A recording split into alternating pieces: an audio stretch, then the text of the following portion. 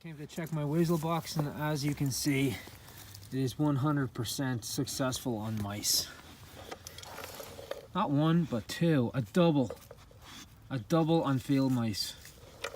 That's awesome. You see, I have it sitting right by the cabin here, right when the mice come into the cabin. It's got a stone foundation and stuff on it. So, well, we're gonna use those guys as bait. We'll get this weasel box reset. Biggest mouse trap in the world. I had a pull out on this set. You can see he had a little bit of a catch circle here. My one trap is still set, but this one was set off. But I'm looking at it here. All my bait is gone. It's really twisted up. This is the one that was on the drag, the Victor. It twisted. And all I have in the trap is a little piece of black fur, and I can smell it's probably skunk.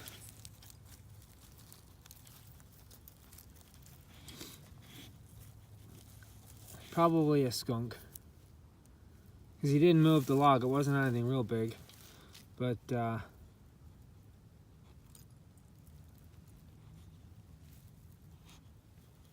it might have been a coon or a skunk, one or the other. Because you can see the black hair stuck in the trap there, if I can focus on it.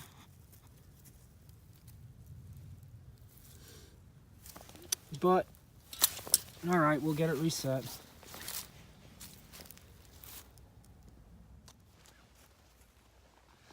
Okay, I just remade this set. I used the mice that I had trapped at the cabin in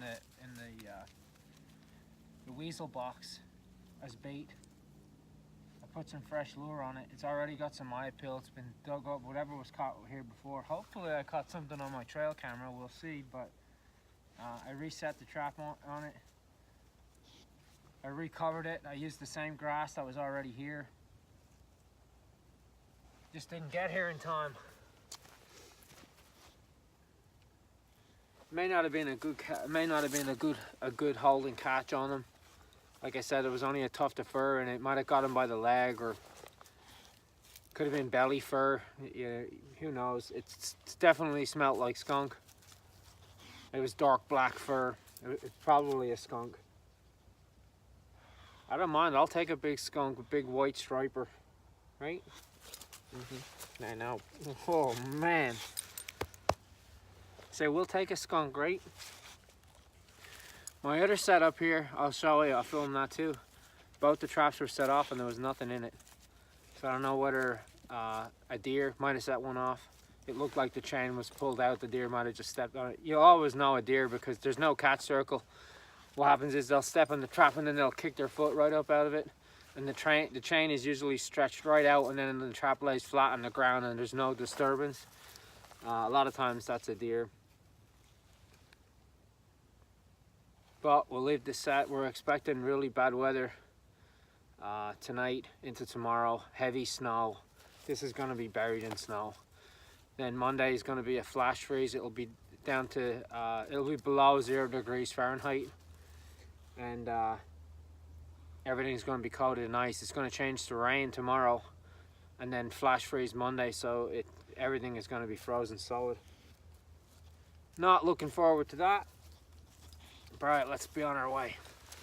Pulled all the way out. That was probably a deer. Although something in the meantime came in and stole all my bait. Nice. There's no hair or anything in this. And like I said, the chain is pulled all the way out, and there's no catch circle, no disturbance. But the deer travel along the edge of the cornfield here, the edge of the woods, so probably a deer stepped in it. But we'll reset it. Give it another go. Here you can see where I have the weasel box. I have it just set under the cabin along the stone wall here, and there's the brush. That's a perfect spot for mice. Does a good job catching mice. Unfortunately, not such a good job on trapping weasel. Okay, reset my set here, reset my other set down there. I took my ground blind down because the storm coming. We get heavy snow. The heavy snow will crush that blind, especially if we get a layer of ice on top of that. It's bitter cold today. You can tell it's coming.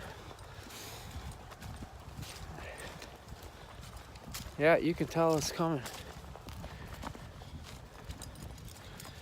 Unfortunately, we had 2 misses on our sets, but it shows you that the sets do work. They do attract animals. You don't need a dirt hole set to, you know, people think, oh, the dirt hole's the only way to go with a canine. That's not so. I've caught coons in those sets too. It's not really a blind set. A blind set is something you would set on a trail with no bait or lure. You would just set it on an open trail and then maybe use stepping sticks or rocks to force the animal to step in a certain spot that you want. It is a baited set. There's bait, there's lure, and scent. So you're using that to attract them, but you still need to put it on a travel way where they're going to be moving around.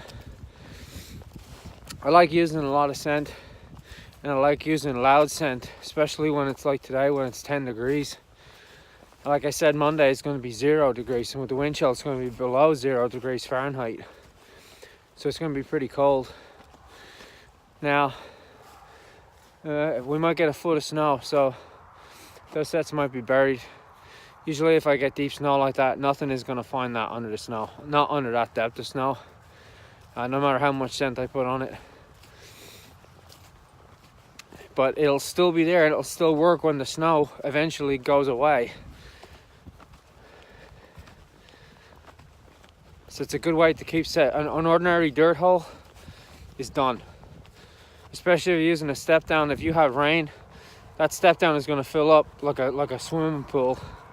It's just going to be a pool of water, and the dirt hole is going to fill up with water. I've run into that problem before. Because that set is completely above ground. The trap won't freeze to the ground. The grass helps mitigate ice. It's snow. I mean, there's no combating snow. The only way to catch effectively in snow is if you're using a box with a conibear in it, which is not legal for me to do. I can only use conibears in the water here. I can't use conibears on land. Or a snare, which is also not legal for me to do. I can use a cable restraint, but you need a special license for that.